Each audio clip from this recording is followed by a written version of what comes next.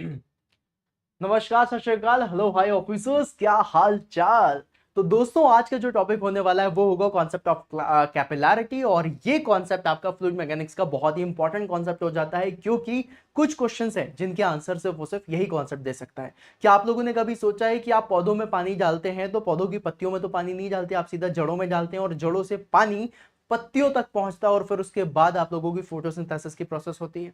क्या आप लोगों ने कभी सोचा है कि जो शाहजहां ने ताजमहल बनवाया तो उस ताजमहल के सामने जो इतने सारे फाउंटेन्स लगे हुए थे, क्या उन फाउंटेन्स में जो पानी बिल्कुल बह रहा है, जो निखर रहा है, वो क्या किसी पंप के थ्रू आता है? उस जमाने में तो पंप था ही नहीं, तो फिर वो पानी कैसे आ रहा था? जो आप लोगों ने मूवी देखी है बाजीराव मस्तानी, उसमें जो बाजीराव बल्लाळ हैं जिनके लिए एक घर बनाया गया था, जो महल था बेसिकली शनिवार वाड़ा, उसकी छत में एक फाउंटेन लगा हुआ था। तो वो फाउंटेन कैसे चलता था? उस जमाने में तो पंप चलते नहीं थे। जो राजा महाराजा उस जमाने में फाउंटेन छोड़ो, जो शावर लेते थे ना, जब नहाते थे तो उनके लिए भी शावर की व्यवस्था थी।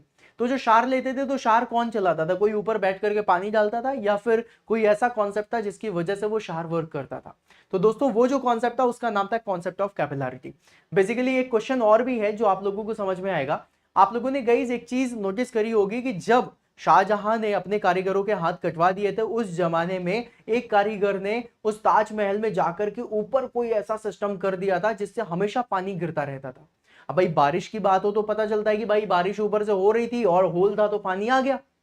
लेकिन बारिश का तो पानी बस नहीं था, ये तो चौबीसों घंटे सातों दिन और पूरे साल पानी गिर रहा था। तो ऐसा क्या कॉन्सेप्ट लगा होगा कि भैया जब कोई मोटर नहीं, जब कोई पंप नहीं, बिना किसी पंप के वो पानी ऊपर चढ़ रहा है, वो ऊपर से नीचे गिर रहा है, ऐसा कैसे हो रहा था? Concept of capillarity. तो दोस्तों, इसको हम आज पढ़ रहे हैं, लेकिन आप लोगों को ये चीज जान करके अच्छा जरूर लगेगा कि ये कॉन्सेप्ट अभी का नहीं है, बहुत पुराना कॉन्सेप्ट है। और जितने भी हमारे जो वर्कर्स थे वो हैवी स्किल्ड वर्कर्स थे कि उनको ये कॉन्सेप्ट भी पता थे, जो राजा महाराजाओं के टाइम पर भी फाउंटेन बना देते थे इसी कॉन्सेप्ट से। अब ये कॉन्सेप्ट क्या कहता है? ये कॉन्सेप्ट दो फोर्सेस के ऊपर वर्क करता है। एक फोर्स है बेटा जिसका नाम है कोहेशन, राइट? एक फोर्स है जिसका नाम है कोहेशन और दूसरा फोर्स है जिसका नाम है अधेशन। दोनों ही आप लोगों के इंटरमॉलिक्यूलर फोर्स ऑफ अट्रैक्शन से बने हुए फोर्स हैं, राइट है ना? इसके बारे में भी हम डिस्कशन करेंगे, बट हम अभी डिस्कस करने वाले हैं कॉन्सेप्ट ऑफ कैपिलैरिटी को। कि अगर आप देखें तो भाई नीचे पानी भरा हुआ है। अब ये जो नीचे पानी भरा हुआ, अगर मैं इसी पानी को देखना चाहूं तो ये पानी क्या कर रहा है? ये ऊपर उठने की कोशिश कर रहा है, मतलब इन्हीं जड़ों से पानी यहां तक जा रहा है। दिस इज समथिंग जो देख करके लगता है भाई कैसे हो पा रहा होगा? ये हो पाता है, ये पॉसिबल हो पाता है सिर्फ और सिर्फ कैपिलैरिटी से। अगर इसको मैं और भी ज्यादा डेप्थ में दिखाना चाहूं तो आप लोग इसको देखेंगे कि जैसे ये जड़ें हैं, देखो ये ब्लू ब्लू पानी चल रहा है ना, ये पूरा ऊपर तक, तो ये जड़ें हैं। तो इन जड़ों में पानी कैसे जाता है? इन रूट्स में पानी कैसे जाता है? तो गाइस, ऐसा कहा जाता है कि आप लोगों की कोई भी ट्यूब हो, अगर वो ट्यूब 6 mm या फिर उससे कम डायमीटर की होगी, 6 mm और लेस डाया की अगर कोई ट्यूब होगी तो उसमें कॉन्सेप्ट ऑफ कैपिलैरिटी लगेगा। और अगर आप उससे ज्यादा डायमीटर की कोई भी ट्यूब या फिर पाइप या फिर कोई रूट लेंगे तो उसमें ये कॉन्सेप्ट नहीं लग पाता। अब ये कॉन्सेप्ट वर्क कैसे करता है इसके बारे में बताता हूं। तो दोस्तों, बेसिकली होता क्या है, यहां पर आप लोग फील करिएगा कि जैसे कि ये मॉलिक्यूल्स हैं, इन मॉलिक्यूल्स में आदेशन भी मिलेगा, कोएशन भी मिलेगा। मैं मान लेता हूं ये जो ट्यूब दिखाई दे रही है, ये ट्यूब किसकी है? ग्लास की है। चलिए मान लिया। और ये जो वाटर है, ये वाटर ही है, वाटर के मॉलिक्यूल्स हैं जो आप लोगों को देखने के लिए मिल रहे हैं।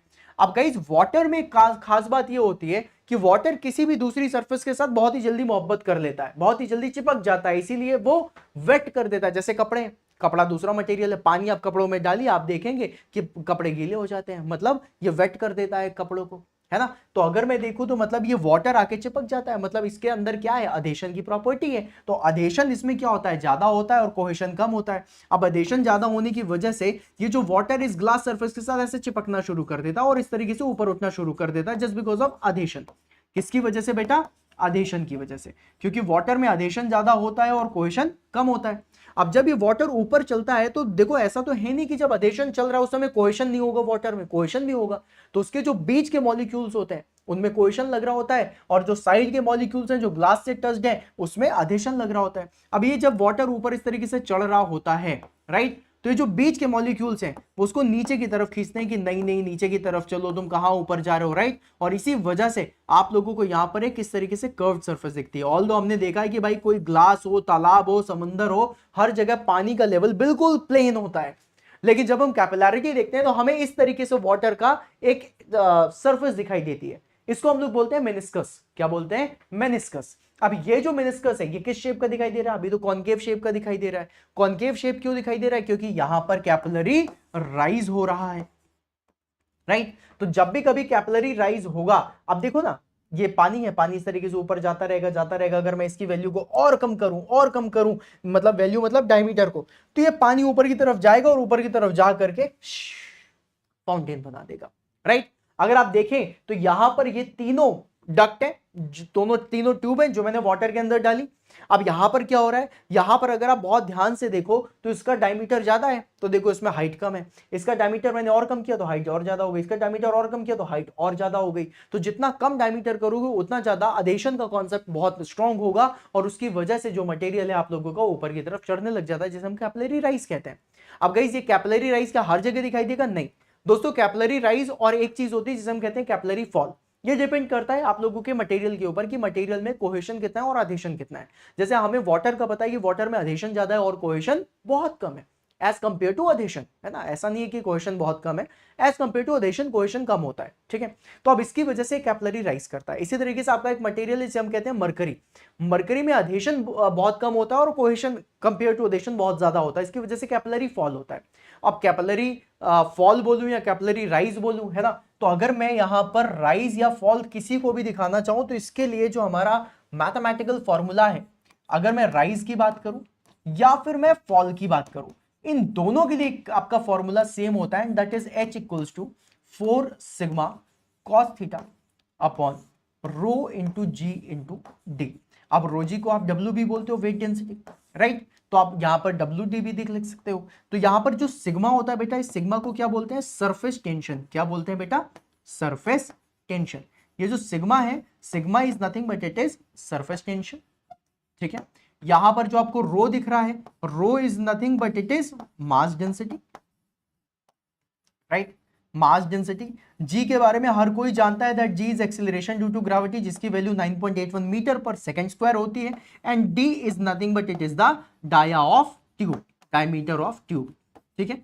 अब अगर आप लोग यहां पर सरफेस टेंशन को देख रहे हैं तो आपको पता चल रहा है दैट H में जो कैपिलरी राइज हमें निकाल रहा है, कैपिलरी फॉल निकालना है, उसके लिए आप लोगों का सरफेस टेंशन बहुत ज्यादा इंपॉर्टेंट है, डायमीटर ऑफ ट्यूब बहुत ज्यादा इंपॉर्टेंट है, और डेंसिटी ऑफ दैट मटेरियल बहुत ज्यादा इंपॉर्टेंट है। अब डेंसिटी जितनी कम होगी कैपिलरी राइज उतना ज्यादा दिखाई देगा, और डेंसिटी जितनी ज्यादा होगी कैपिलरी राइज उतना कम दिखाई देगा, कैपिलरी फॉल या फिर आपका राइज, राइट। डिपेंड करेगा किसके ऊपर? इस डेंसिटी के ऊपर भी। अब बहुत सारे स्टूडेंट हैं जो ये बोलते हैं कि सर कैपिलरी राइज और फॉल सिर्फ डेंसिटी के ऊपर डिपेंड करेगा। नहीं, कैपिलैरिटी बहुत सारी चीजों के ऊपर डिपेंड करती है। उनमें से कुछ चीजों में आप लोग देखोगे कि डेंसिटी बहुत ज्यादा अहम भूमिका निभाता है।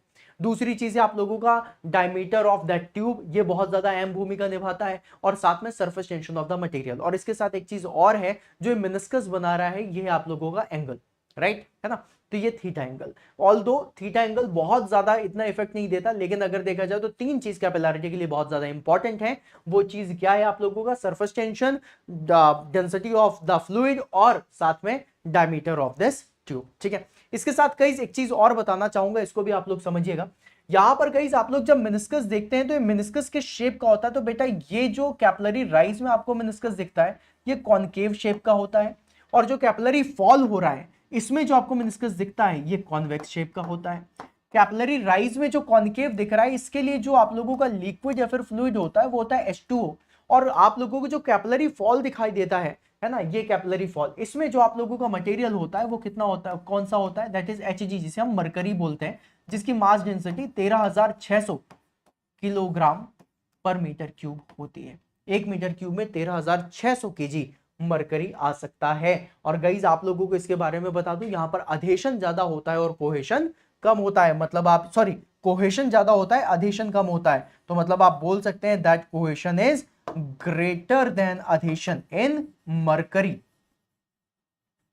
ठीक है। और यहां पर adhesion is greater than cohesion in mercury, in water. Adhesion is greater than cohesion in water. ठीक है, ओके।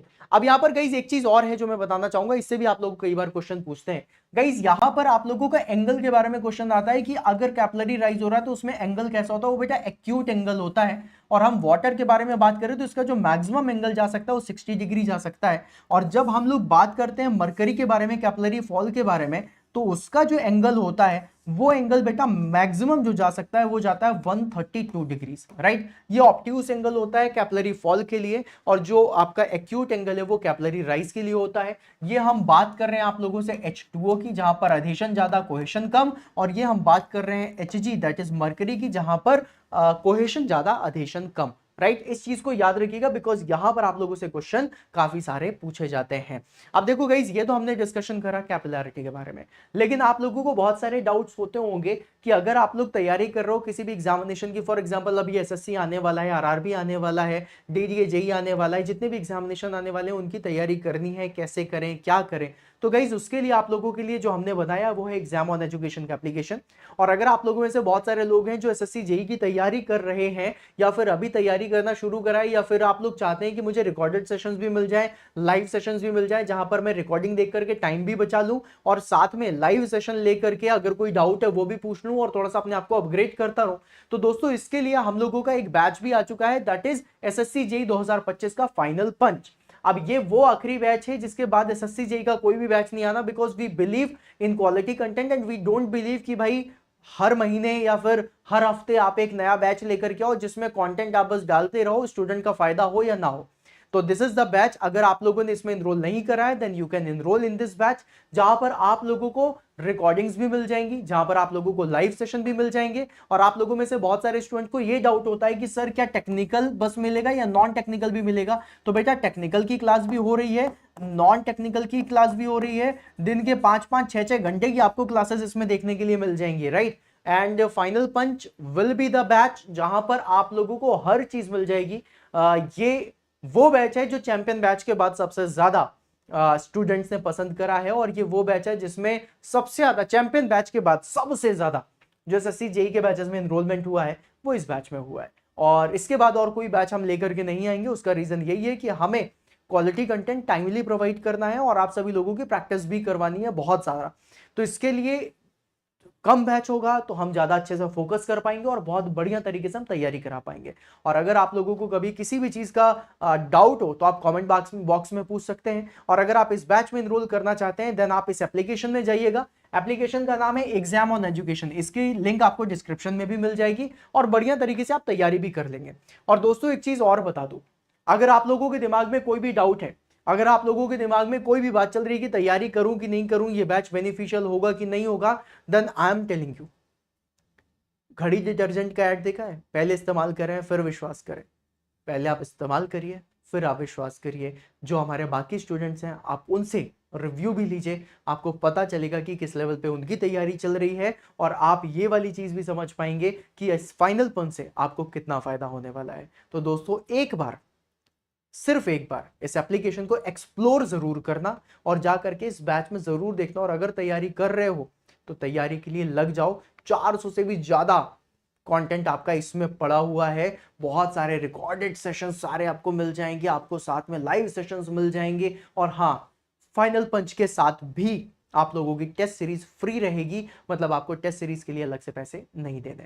अगर सेशन अच्छा लगा हो तो गुलाबी दिल के साथ सेशन को लाइक करना। अगर आप लोगों के कोई और ऐसे टॉपिक है जो आप मुझसे पढ़ना चाहते हो, कोई ऐसा टॉपिक है जो आप समझना चाहते हो, प्लीज कमेंट बॉक्स में अपना वो टॉपिक नेम लिख देना, मैं जल्दी से जल्दी उसके लिए सेशन बना दूंगा। और अगर आप चैनल में नए हैं तो सबसे पहले आप लोगों को चैनल को सब्सक्राइब करना है, सेशन को लाइक करना है और एग्जाम ऑन एजुकेशन को डाउनलोड करना है। इसके साथ गाइस मिलेंगे अपन नेक्स्ट सेशन में, तब तक के लिए बाय बाय।